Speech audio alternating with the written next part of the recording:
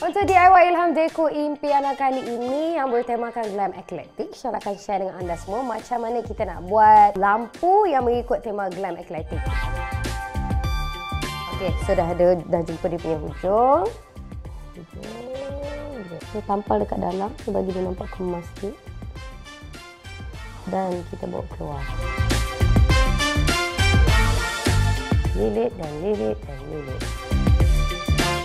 So yang lebih ni tadi just jam je kat dalam so that dia tak gerak.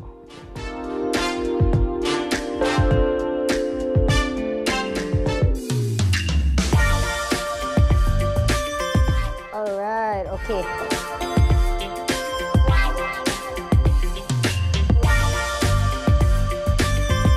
Okay, dah siap.